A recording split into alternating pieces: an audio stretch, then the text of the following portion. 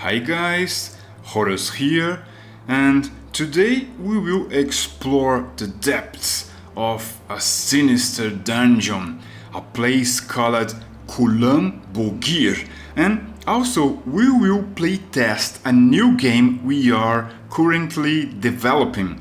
This game still don't have a name, but the working title is Shadowlords Old Kingdom. This name tells a lot about the setting of this dark fantasy sword and sorcery RPG. I like old school games like fighting fantasy and Dungeons and Dragons, and I hope in doing this new game mix the very essence of those classics. So what I am expecting to have here is a very fast-paced and deadly game. So I prepared a map. This is kind of some chambers and tunnels from this huge labyrinthic place called Khulan Bogyr, the fortress of a very powerful entity called Baligund, a demon, a son of Skandir. And this place is full of undead minions and many creatures like walking corpses, wights, wraiths, ghosts, and ghouls, and also many kinds of sons of Skandirs, aberrations, giant spiders, lizards, green slime, and things like that. So gelatinous cubes and things like that. So this place is very dangerous. And for this, what I would like to introduce is the character creation method, because in doing this, this is a playtest. I hope to know your opinion about it. So I hope you guys can contribute commenting on this video, and also like this video and subscribe into our channel and make sure your notifications are active. So I created a tool. What we have here, before I introduce the tools I will use, we have a map that I draw with some very simple water-based pens. One of the pens I like have a thick tip, and the another one is a very thin tip. But these are very cheap water-based pens. So that's how I did this map. And also I use some highlighters, also very cheap pens. So I like to use basically these three colors, and with a green also. So I love this magenta-like color, and I used these colors to illustrate our map. So and besides the map, I also like to use some post-it, colorful post-its, because I think that games should be very minimalist, and if a whole character happens to fit a post-it, this sounds good to me. And also in this game we will use a lot of polyhedral dice, and also a lot of six-sided dice. how the character creation works. So let's demonstrate how to create a character, and then I have some I rolled some characters previously, and I will introduce them and demonstrate how this game works. So first, I did with some pens and highlighters and cardboard. This is the bottom of a cardboard box, and with this very hex format, and I use it to show how one important thing in the game works.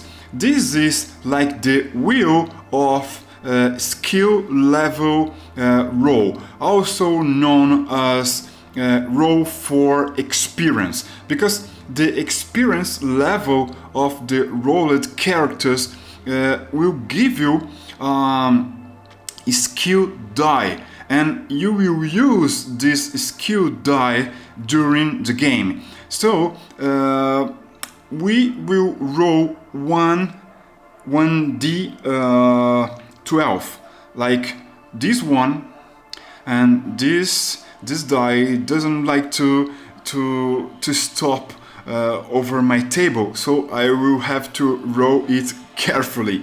And in doing this, we will define the skill level of the character, but there is the next step that will be very important. Like, you will define also the class or the occupation of your character, because if your character is skilled like fighting, and or if your character is skilled using magic, these things are very different, and experience tells me that a character that fights mostly doesn't have some time to learn and use magic. But well, Gandalf can handle a two-handed sword and also throw fireballs, but this is not the case. This is this is a low fantasy, dark fantasy game, a very realistic and brutal and violent game, and very deadly. So let's see what will happen when we roll for skill level or roll for experience. We take a d12 and we roll, and we got an 8. So an 8 is here. So an 8, it's not basic, but it's an advanced skill level for this character. So I can take a post-it. I will use this huge post-it here, almost the size of my hand, but I can use a smaller one when playing with some friends, and I will use a bigger one because I don't know if it will be too small for screen, but and I also will use the thick tip pen to write, and I will write down. Let's say this is a fighter called Bjorn. So Bjorn.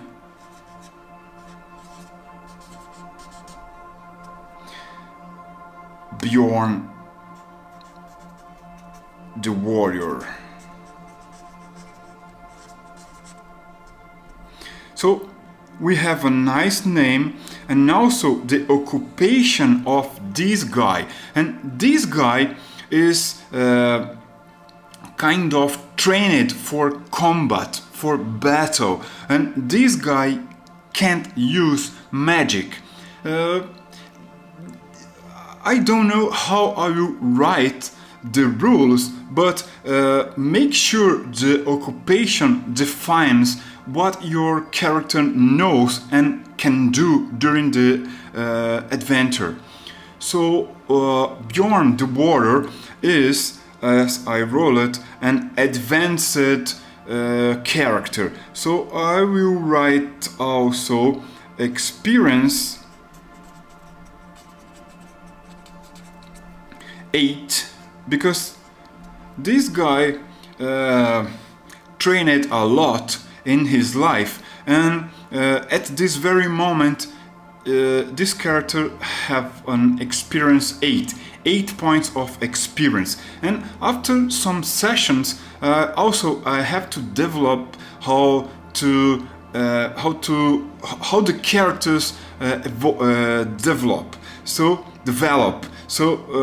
there will be a table in which you can progress to be more skilled than your current level. So experience 8 means your character is advanced. So you can write or not, like skill level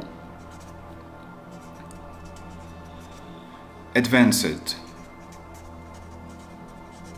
It's not necessary to take these notes, but anyway, the important thing is all the advanced characters use a base skill die that is 1d6. So this die will be the die this guy will use to perform actions based on his earned knowledge, like fighting, right? So skill level advanced and skill die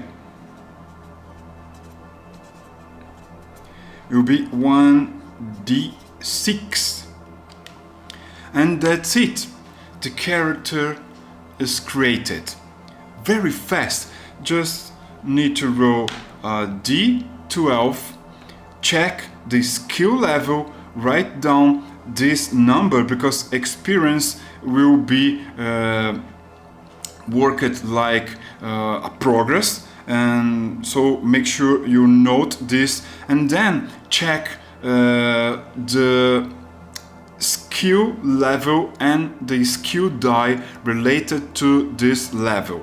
So that's why I use this tool for. As I said, I have some pre-rolled characters here.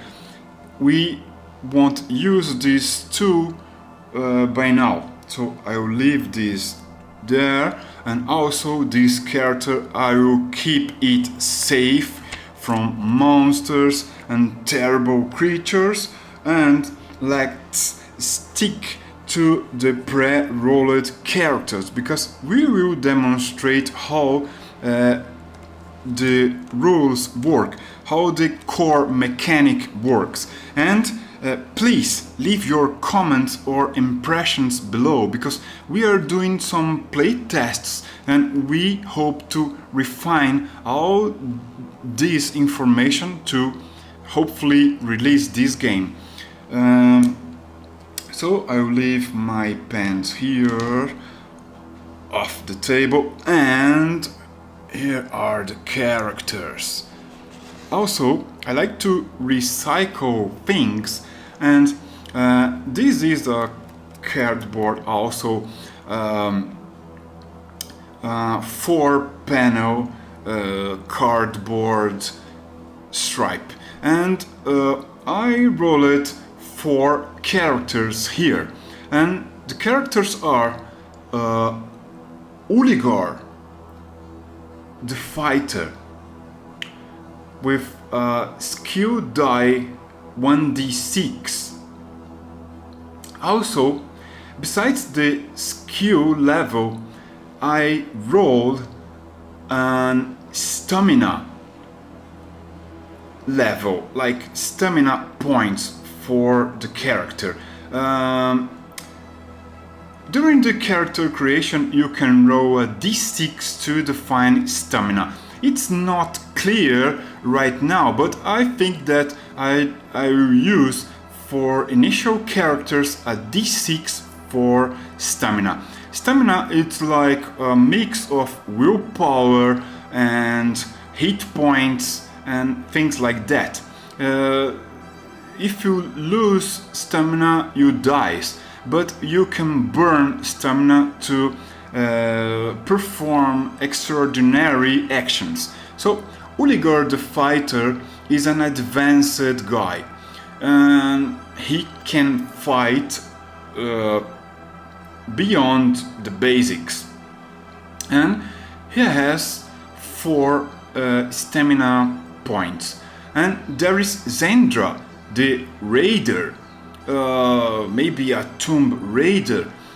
Also Zendra has an advanced skill level, and she uses a d6 to perform her actions. But Zendra has 5 stamina points, 1 point over Bogyr.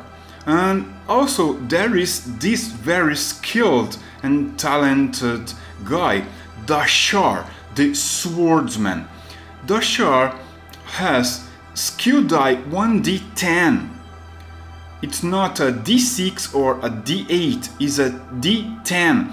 Dashar, it's like a master in his craft. That's why maybe he's known as the swordman. And Dashar has 3 stamina points. I don't know, Dashar maybe was born with some limitations and his health is not perfect. Also, Niora is a mercenary and her skill level is basic. That's why her skill die is 1d4. But Niora rolled 5 for stamina. Her health is she's healthy, right? And that's it. These characters were rolled before the game, as I draw this map, and we will use these characters during our game. And for doing this playtest, I will use some nice miniatures. So these miniatures were casted by a local sculptor artist that I support, and I love his minis, and I think that they are very old school, and I am an old school guy and I love minis too. But you can use some dice or even recycled pieces or tokens from other games to run your dungeon crawl. We will do this dungeon crawl to demonstrate how the core mechanics of this game works and hopefully stay alive. So let's say these guys are kind of trying to figure out how to get how to find a way to escape from this place, because Khulan Bogyr is an underground fortress, a labyrinthic fortress, and during the Old Kingdom age in Shadowlords, the knights and warriors from the kings and queens from the Huron area are trying to destroy Khulan Bogyr. Khulan Bogyr is a place located in the farm northern cold reaches of this setting, and a demon live in his fortress, in the very depths of this fortress, and this fortress is full of traps, and his minions are spread over this place. And let's imagine that Uligar, Zendra, Dashar and Neora are exploring this place, but trying to find a way to escape the darkness of Khulan Bogyr chambers and tunnels. So maybe the guys are going up a very long stair, holding some torches, and let's say Dashar the swordman, this miniature, and this miniature it's leading the way out, followed by Zendra the raider. Zendra is this miniature, right?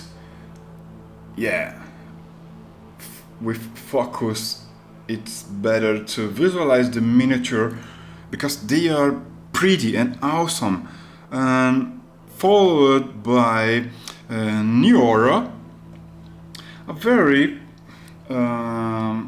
young mercenary, maybe, because she is not skilled as her companions. And Neora is followed by Uligar, a more experienced fighter. So Uligar is this guy, always looking up. Yeah, and that's it. And this place is very dangerous because undead creatures wander through the corridors, also shadows, also wights and wraiths and creatures, nasty creatures like that. And imagine that the characters are going up this stone cold and dark staircase, and they reach like an arch passage. But Dashar noticed that over the top of this arch there are some inscriptions, maybe some old runes, and all the characters in this party are simple warriors.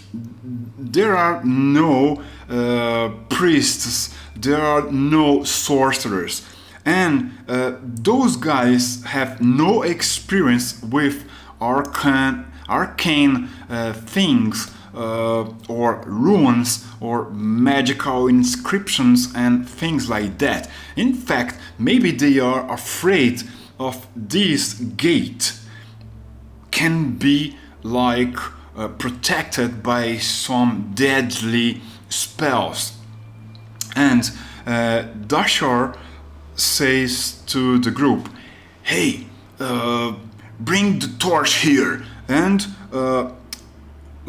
Zendra passes the torch, and Dashar quietly began to look and try to figure out if there is something strange on those inscriptions. But those guys aren't able to see what this message or sentence says. So carefully Dashar, holding a torch and taking a stone that he finds in this stair, drops the stone over this arch. and the stone lands in this corridor. And Dasher says, hey, maybe we are too frightened. I don't think that this portal has some deadly magic, but maybe we should pay more attention, because this place is full of traps and nasty things. And leading the group, Dasher steps into this portal. Nothing happens, and the group follows. So maybe as Dasher looks to the right, he sees some steps over here and says to the group, hey, there's a passage, a stair. We are maybe lost in the depths of this nasty place. We should try to go up any stairs we encounter. So the group follows Dasher, and they all cross this portal with no problems. And when Dasher leads the group, he begins to notice that this chamber is like a square stone-built room. There are 1, 2, 3 doors. This stair has no door, and this stair leads to this place. There are stone tiles over the floor, and all the walls are made of stone. And there is a door to the right, to the east. There is a door to the left, to the west, and also a door in the north wall. And they are rectangular normal doors, and all of those doors don't have pedals, or they aren't locked by locks. They seems to be free and maybe easy to pull or push. And also Dasher notes that there are 4 statues here. They are like gargoyles. They are kind of stone sculpted demons. They have wings, they have claws, very sharp claws, and they are like almost crawling in a very curved position, and their mouths have some sharp fangs. And Dasher says, hey, this place is quiet. I can smell some kind of strange scent coming from the northern door. I don't know, maybe some putrid scent of death. And those stones aren't good looking for me. What do you guys think? Maybe we should go and explore a way out, crossing this room, or take the corridor behind. And Zendra, the raider, says, Hey, Dashar, those statues look like stone statues, or they can be living statues, like living gargoyles that maybe work for their masters. And Dashar says, for me it's difficult to say, but let me try to enter this place and you guys stay here. I will check this place. And all the group is waiting for Dashar, and Dashar steps in carrying a torch.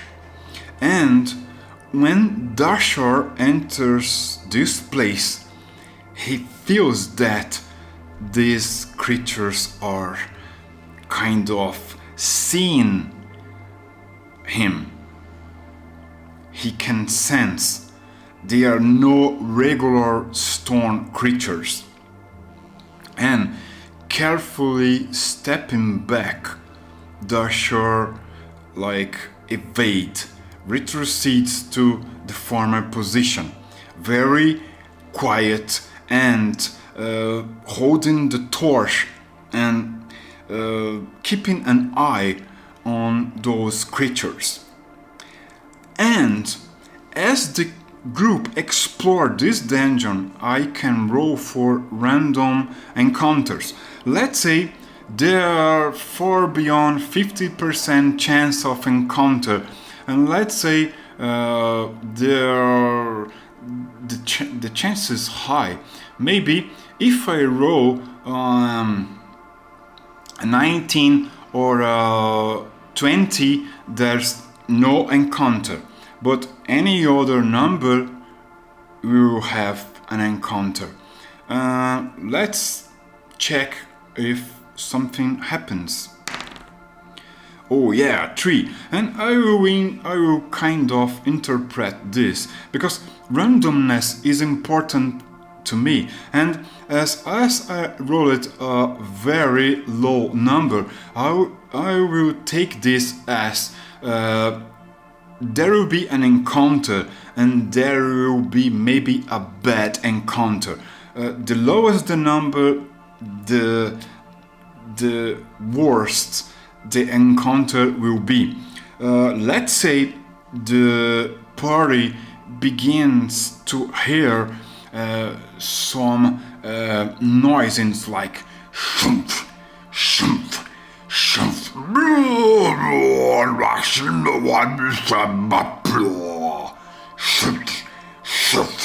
and also some metal banging behind.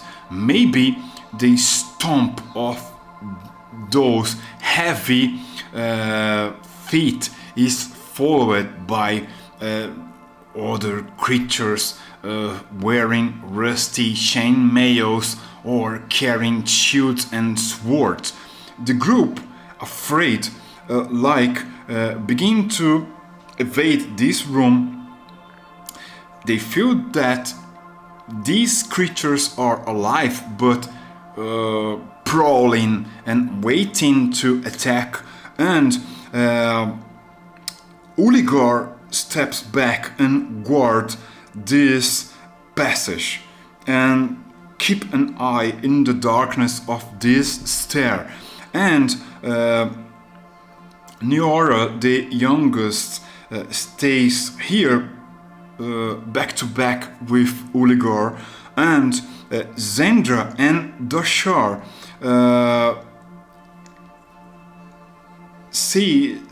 can see that there is another arch in this passage, and also full of strange symbols and arcane inscriptions.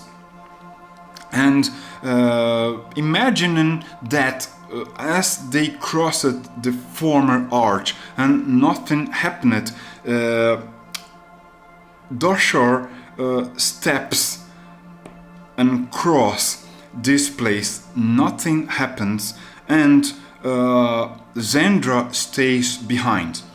and seems that the noise is coming from, let me check, like 1, 2, 3, the noise is coming from here, 4, 6, 4, 5 or 6, it's coming from over here. So 1, the noise is coming from here. Like I say, that will be a nasty encounter. And the thing is, a Varog, a giant-like creature, a son of Skandir, a minion of Baligund, is like inside this place. The party still don't know that this huge creature is like searching for enemies in this room, and this creature is followed by some very small guards. These guards are a tiny, small kind of sons of Skandir, the smaller and the perverse ones, and these creatures are here. And also there is like the chief of this patrol, maybe more careful and violent monster, a Vordak, that is commanding this squad. And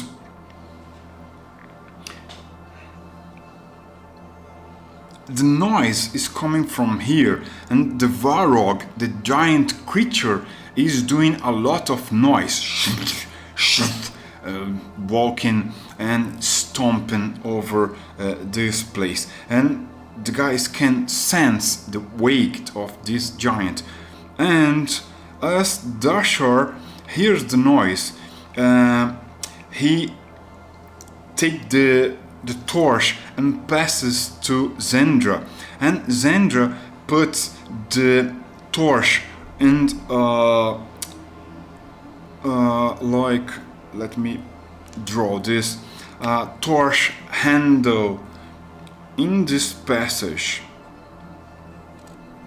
So I can use some red pen, water-based pen, to mark that there is light coming from here,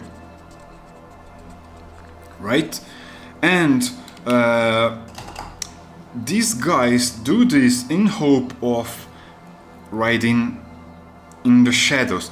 But the problem is, all sons of Skandir are creatures from the darkness, and they can see very well under darkness. So these guys are trying to hide, but no way.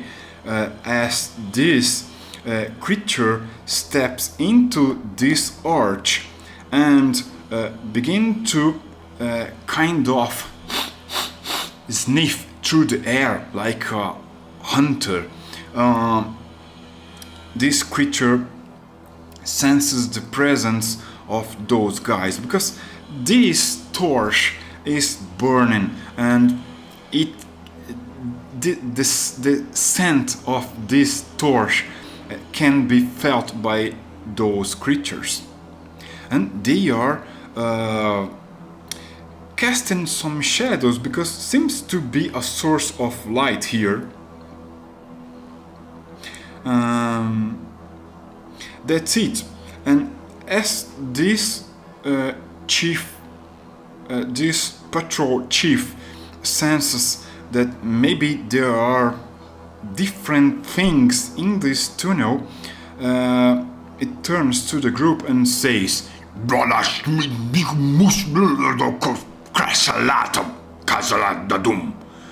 and the smaller ones obey, and they dash through this passage and like clash with Dashar, and Dashar take both swords he carries and tries to fight back, because those creatures aren't surprised by the presence of these guys. But Dashar can see with the aid of this light like some silhouette, some smaller silhouette coming from those from this stair, and Dashar will attack, and let's see what will happen. So I will roll one die for the creatures and one die for the group, and let's see which side acts first. So, oh, bad, a 1 and a 6, like the group or friends or companions are super prepared to deal with this, and Dashar tries to attack, and this will be a metagame kind of description to let you know how the core mechanic works. Like I rolled it for initiative with a d6, but I could roll any die, and Dashar will attack this creature.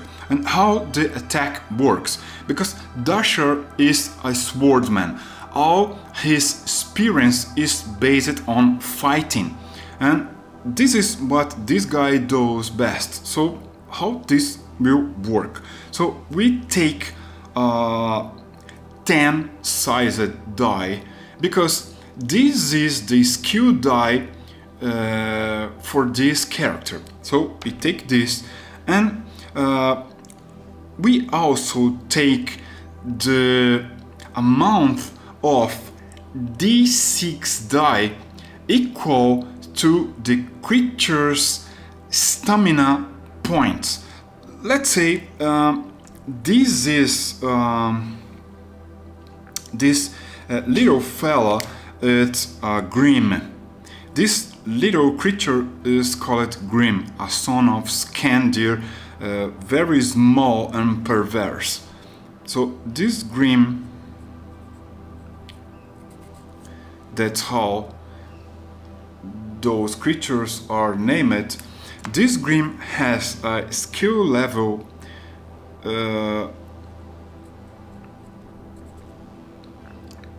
basic D4 for them, and also those creatures have a very weak health, like they are born crooked and they are like aberrations, and those creatures only have 3 stamina points.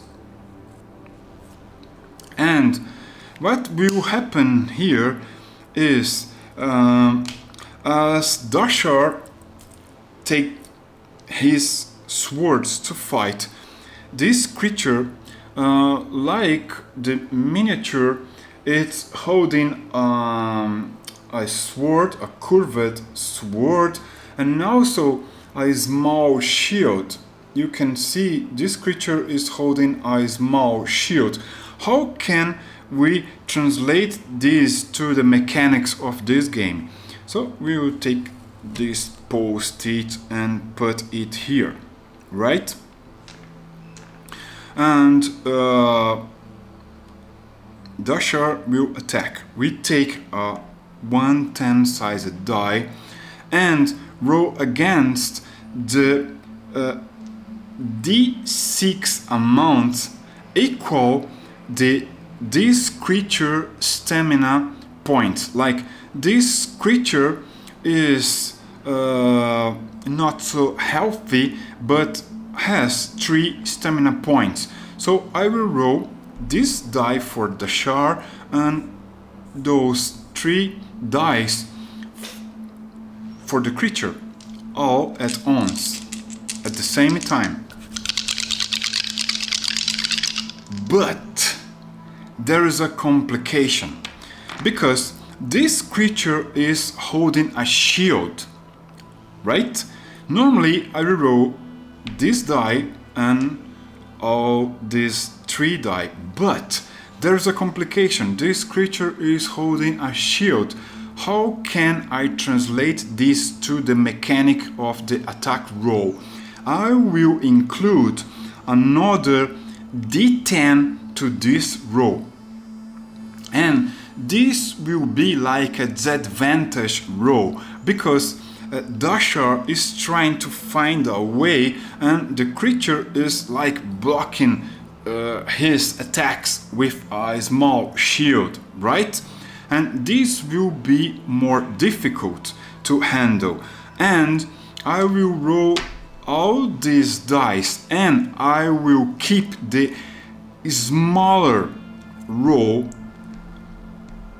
from Dashar skill dice, right? Because it's a disadvantage roll. And let's see what will happen.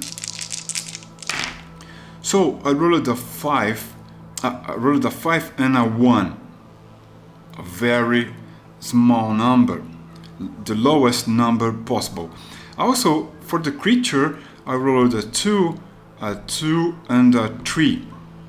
So, as I have to drop the highest number because it's a disadvantage roll, I will keep the lowest and compare to the other dice rolled. A 1 no way can beat a 2 or a 3. So this attack misses the target, and Dashar try to find a way to hit the creature, but it misses the attack. So Dashar did his move, and as those characters can't act because this space is too small for 2 people battle, the creature will fight back. And how the creature will roll some dice. Seems that Dashar is like as the mini suggests. Dashar wears a kind of a light armor, like a studded leather armor, kind of. And to put this in the mechanics, we can do like this. We take Dashar stamina points here, but now I will use the yellow dice. We take 1d6 per stamina point, so Dashar has 3 stamina points and 3 dice here. And this Grim, this son of Skandir, this small creature has a skill die equal 1d4, right? So what we can do to translate this creature trying to pierce through the studded leather armor that Dashar is wearing? The same thing as Dashar faced. This creature normally can roll a d4, but it will be more difficult to pierce or cut the armor. And we take another die, and we will keep only the lowest number. The highest number we will discard, put out of the roll. And let's see what will happen.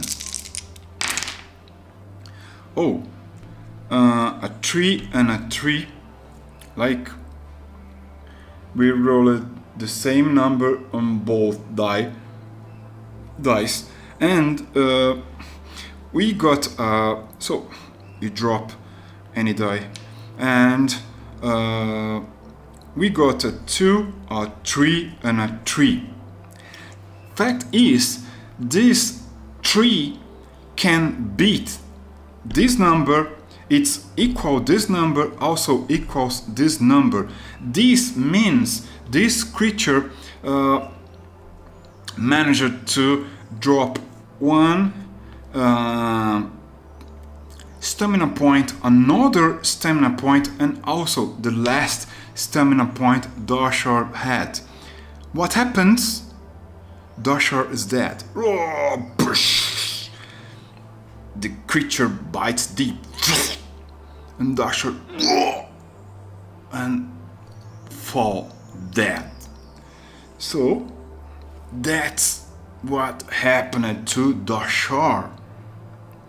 He lost all 3 stamina points with this situation, and that's it.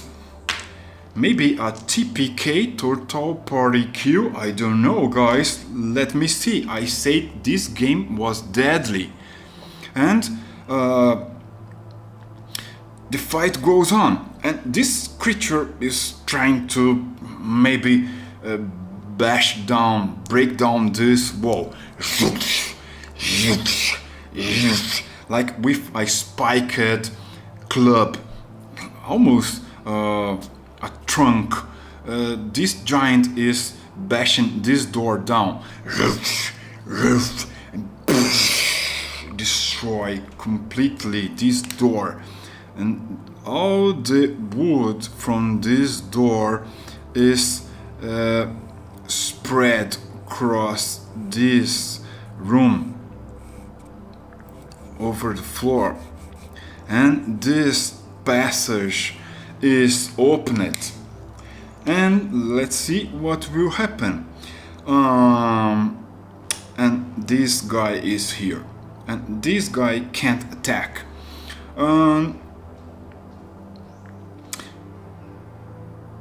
Zendra feels that something wrong happened, because Doshar fell, and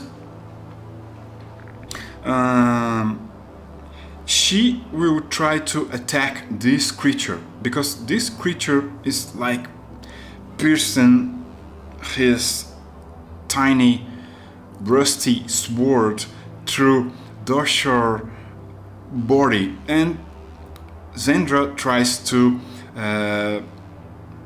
also stab, also cut through the enemy's defense. So how we do this with the core mechanics of this game? We take Zendra's skill die, that is a d6, and compared to the current stamina point of this creature, that is 3. So we take 3 dice for the creature and 1 die for Zendra, and roll all together. So, we did something partially, because we should roll another die for Zendra. This creature is still holding the shield, so we take another die and roll. For Zendra's luck, this is a complete success, because with a 1 wait, this is a very dramatic slow down, Horus. This character died, and I am a bit dramatic. Look what happened. No way a higher number here will save the situation, because this row is a disadvantage row, and this is the lowest number rolled, and I drop this die, I keep this one, but I did a damage point. I can beat a 2, I can beat a 4, but it matches a 1. So this Grim is hurt. Like Zendra's blade bite deep in this grim breast, and this creature screams, and the fight goes on. This creature destroyed this place, and doing this creature can storm into this chamber, and also the squad leader follows the giant, and the giant finds a way to encounter the group here. Like, this creature is injured, Dashar is dead, but Zendra is up and will fight against this creature. And Nyora sees that the giant is coming from this place because there is enough light, and she says to Uligar, "Hey, a giant is coming! A Varog creature, a son of Skandir! What will we do?" And then Uligar says, "Hey, I can guard this passage, and go over there and prove your value." And Nyora doesn't have time to think, but Uligar is a what a shame. Uligar is not the brave guy Nyora was thinking. And then Nyora will try to prove her bravery and walks like storm runs through the giant's feet over here and try to attack the creature. So how can we do this? Because this situation will be like a Varog.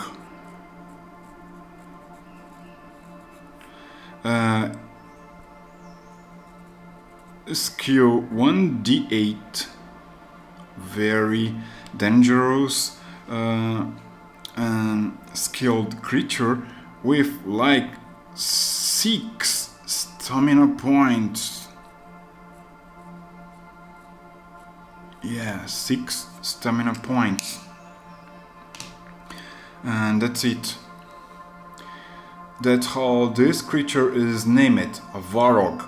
And I will put this over here. Let's put this over here, right? And Nyora will try to cut this giant legs. Try to make some cuts over this giant legs, and let's see what will happen. So Nyora has a skill die D4, and this creature seems to don't use any armor, right? Well, mostly maybe a helmet, but no armor to protect his legs. So Nyora takes her skill die and roll against Varog stamina points. That is a 6. So I will take 1, 2, 3, 4, 5, and 6 die, and let's see what will happen.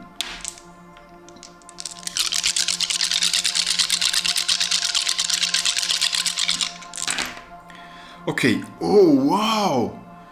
Nyora managed to roll a 4. Nice roll. So a 4.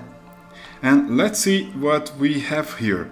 A 2, a 3, also another 3, a 4, a 6, and a 1. Hey, look what happened. Neora managed to take 1, 2, 3, 4, 5 stamina points from the Varrock. So she managed to bite deep, almost trespassing the giant legs, and cut to the bone.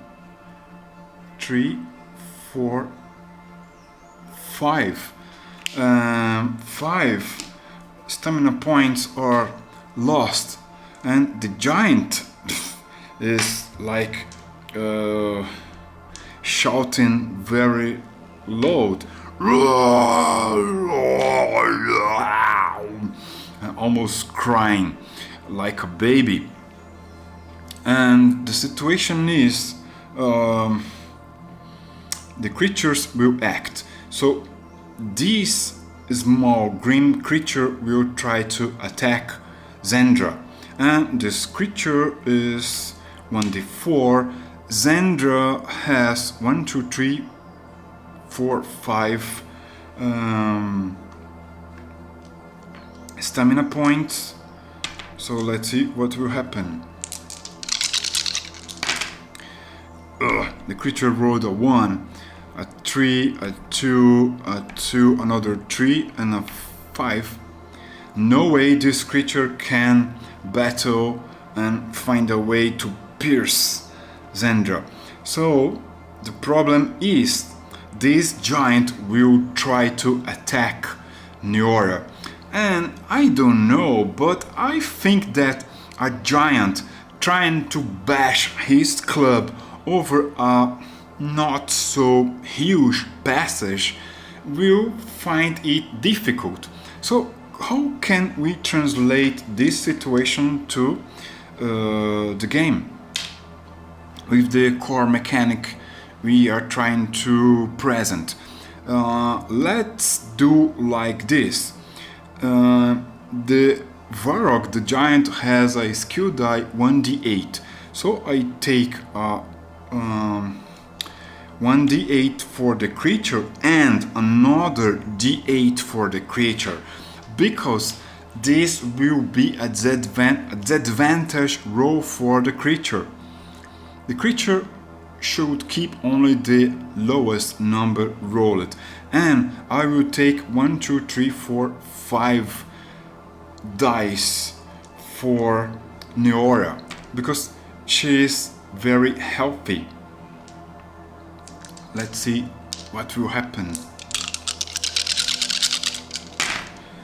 So the creature had a tie here. I will keep the 5, and oh no, a 1, then a 2, then a 3, oh, another 2, then a 3, then a 5. The 5 can beat all the dice rolled. So Neora is dead. Neora is dead. TPK? Oh no. I say that this will be a deadly fast-paced game. I know that in doing this meta-game description we take some time, but I think that this is very important. That's how you can learn and judge if this is a very interesting mechanic. Please let me know in the comments below. But this is happening very fast. So as this giant manages to bash down Neora, the creature like take Neora's legs and carry his corpse over here, and the leader of this squad can enter this place, go down some steps and try to fight our companions. So let's see what will happen. The giant is very injured. This grim has like a cut, and Zendra is trying her best to defend this passage, but Uligor is kind of very afraid and maybe distracted, and this creature manages to step into this place. And when this creature entered this place, is the patrol leader. This creature maybe knows the ins and outs of this place and also some of its secrets. And then this creature like looks fixed to the top of the arch and says some strange words. Akabuk malak brings tlalak botok. And then like a spell happens and some strange magic occurs, like this archway, this portal, this gate like is closed. A dense black mass like solidify from the ashes over the floor. They like begin to swirl and solidify as closing this passage. From a black dust cloud, the magic, this dark magic of this strange place solidify and kind of lock Uligor outside. And the problem is Uligor is in the darkness and he is very afraid and begin to bash and kick this black mass that formed like a wall. Dump, dump, dump, but no way it's solid matter, and Uligor can't break down this strange spell. And Zendra manages to hear what this creature is saying and turns to find the patrol leader behind her. And maybe Zendra will try to attack this patrol leader, but the problem is this patrol leader is wielding a shield, holding a rusty sword, but wielding a shield, and this can be a thug defense to Zendra break-in. So let's see what will happen. Zendra takes her skill die, but the problem is the creature is holding a shield. 2 die against this creature stamina, and this is a Vordak patrol leader.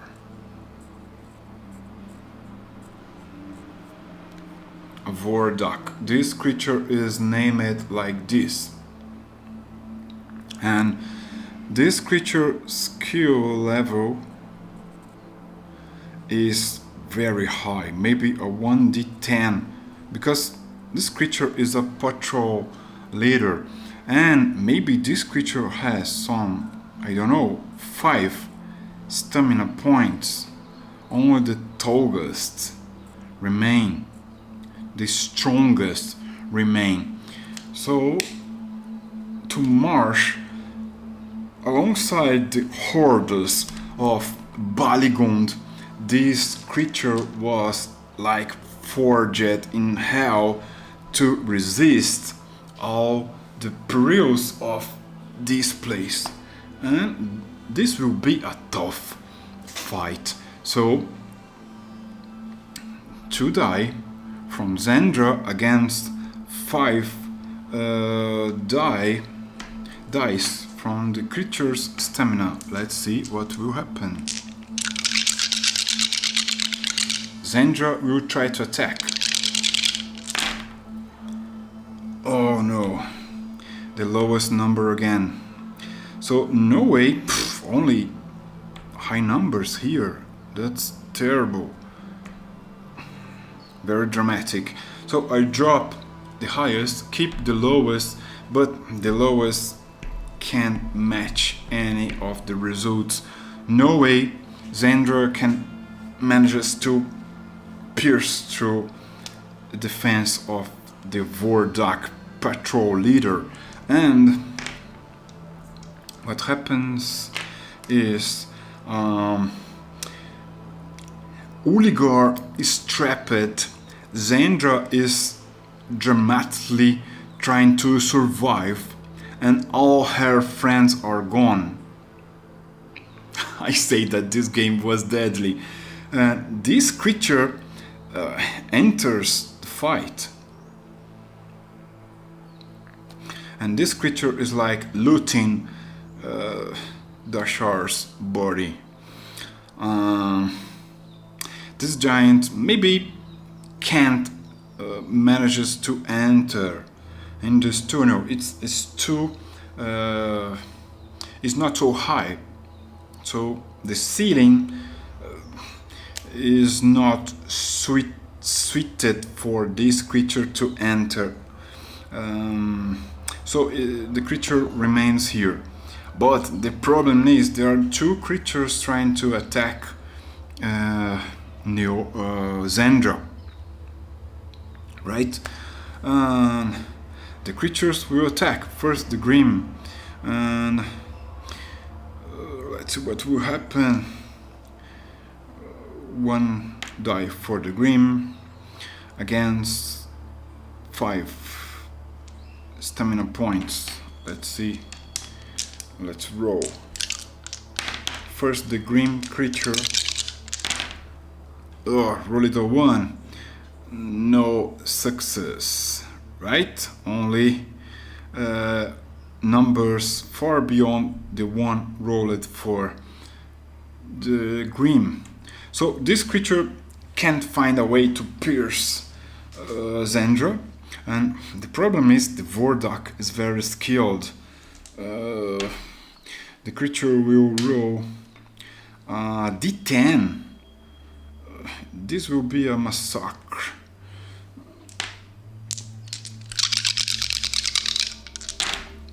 Oh no, the highest number rolled here. No way these numbers will help. Oh, I'm feeling sorry for Zandra. Because this 10 killed Zandra. Like a cut, well placed and well placed move by this nasty fella. Killed Zandra instantly, like, and Zandra like drop some blood through the mouth and falls down deaf. So the creatures began to loot the corpses of our companions, and